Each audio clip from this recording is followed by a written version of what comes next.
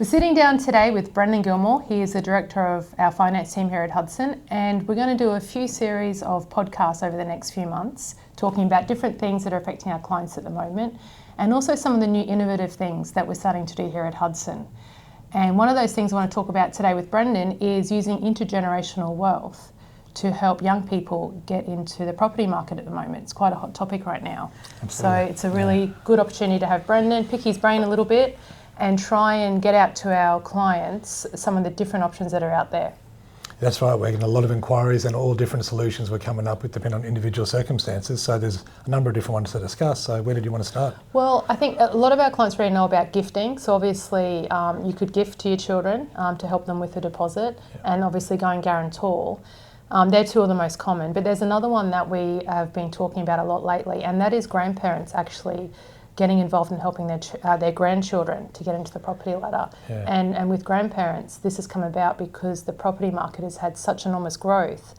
We now have this situation where there's a lot of grandparents who've got a huge amount of equity in their homes, but are unable to access it because of traditional banking methods. So the banks actually have some products that help with that, and that's what I want to talk to you about today. So there's a product called a reverse mortgage. There is indeed, yeah. That allows been around for a long time. People have probably heard of them, but there's often a misunderstanding or a misconception about how they're used, what they're used for, and these situations in which they can be beneficial not just for the house owner, but when they want to actually gift some of that money or loan some of that money to a family member like a grandchild. Yeah. It's like, from my understanding, a reverse mortgage, if you're no longer working and you've got a home that's now suddenly worth 1 million or 1.5 million, and you might be on a pension, so you don't even have to actually be a self-funded retiree to be able to access this product. Is that right? And if you no longer have a mortgage, so you have nothing to redraw on the existing mortgage, the house is paid out,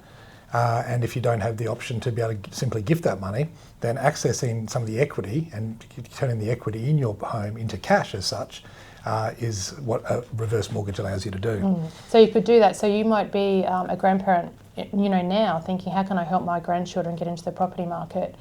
Having cash available at the moment is something that a lot of parents don't have the luxury of having. So as a grandparent, you're able to have this as an option.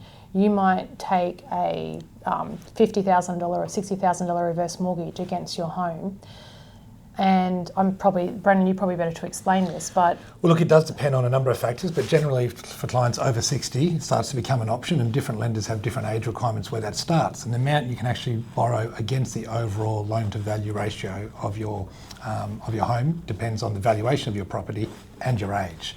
Okay. So if you're, say, taking $50,000 and you might be in your late 60s, you will traditionally be able to access that loan, and unlike a regular mortgage, instead of paying a monthly repayment back, you can take the money as a lump sum, and then the interest will compound over the time, and the loan's not required to be paid until either you sell that house or you pass away.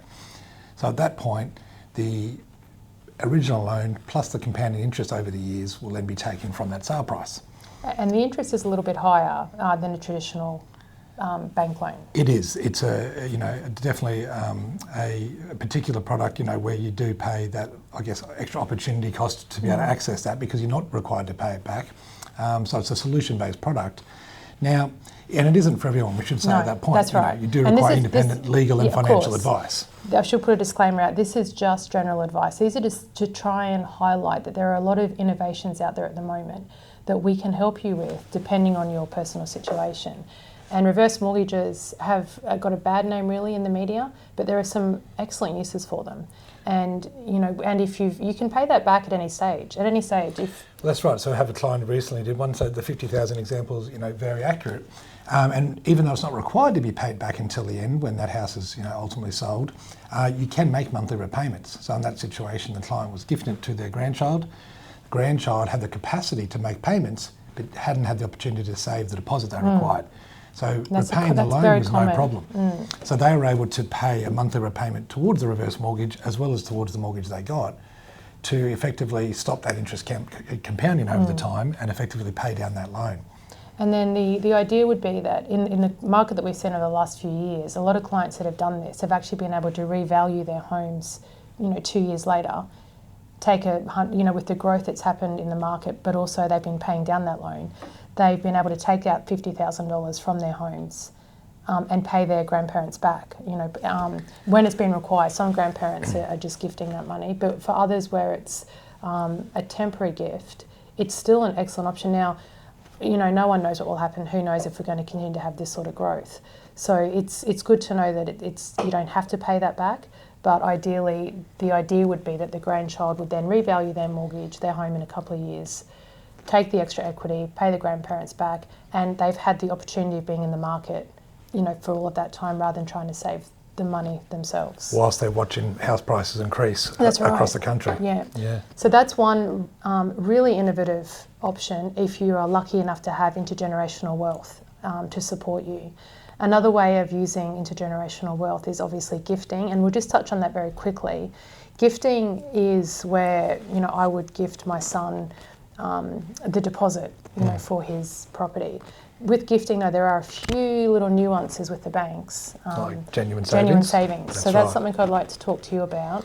So how do the banks look at just a straight gift from parents to their children? Actually, dramatically differently between lenders and between circumstances, and whether or not there's a government scheme involved or if there's not. So it is an area where it's individual circumstances. Really recommend speaking to your broker or a broking firm like us at Hudson to look at it. But essentially, genuine savings can be demonstrated through having the money in your account for a certain amount of time, or it can be demonstrated through maybe your rent. If you're renting and paying a high amount of rent, and even though you've been gifted those funds, you're showing that over the last number of years, you've been regularly making those payments, and that can satisfy the genuine savings requirement. It's generally just for 5% of the loan amount. So if you're being gifted 20% for the purchase price to not have to encounter lender's mortgage insurance, which we'll talk about in another podcast, then only 5% would be required as genuine savings for you. Right. And there are some different ways which that can be approached, depends on the lender that you use. So there are some banks out there that will allow you to use your rental history as genuine savings. That still exists, that's right. So all banks, or just a handful of banks at the moment? Only a handful, it's not all lenders. They all have quite different policies, and there are some lenders at the moment who, as long as the accounts are in your fund before you start the loan application, they're seen as your savings. So there is really quite a ranging approach. So depending on the circumstances, and knowing this before you submit an application is key. Yes, yeah. So knowing which bank to go to is a really key part when you're looking at elements like genuine savings. I think it would be wise to say that if you're not getting a traditional loan where you've saved your deposit, you've got the stamp duty, you're ready to go, it would be wise to seek advice from a lending advisor because there are many different scenarios, and the more applications or the more times you go to a bank to even inquire. Even an inquiry with the bank by ringing around. It can hurt your credit rating, and we're going to talk about that in another podcast, but the idea is that you keep your you keep your bank queries to a minimum, and you either go very traditional, you save your 20% deposit and your stamp duty, or you talk to us for some fabulous, innovative ideas. Because if you're working with a broker, then those inquiries, and we can acquire across multiple lenders with your circumstances, they don't actually appear on your credit report as a credit inquiry. Whereas if you ring around banks, and not many people know this, unfortunately, it's not something that's taught in financial literacy in schools. Credit rating is an interesting one. But ringing around thinking you're doing the right thing, like a lot of our first home buyers do, ringing the bank to check. If you've left phone, number and email and started to discuss your financial details, invariably that will show on your report as a credit inquiry. That's really interesting. Well, I think that there's lots that we could talk about more. We're going to do another podcast about LMI and credit, how to get a good credit rating.